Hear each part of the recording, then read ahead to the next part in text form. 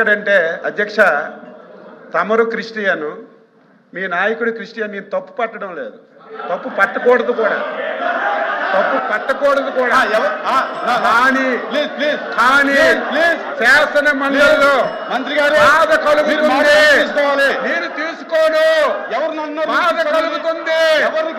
వెంకటేశ్వర స్వామి పవిత్రుని ఇంత దారుణంగా దెబ్బతీస్తున్నారు అధ్యక్ష. మీరు ప్రతిరోజు నన్ను చెప్పి నన్ను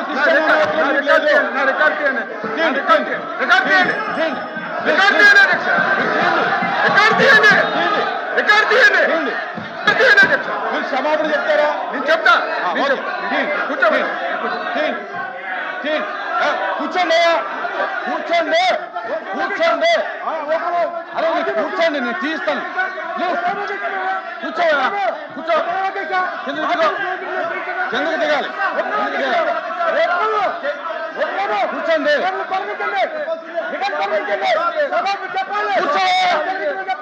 కూర్చో, అరే కిందకి వెళ్ళి కూర్చో, నేను మాట్లాడతాను.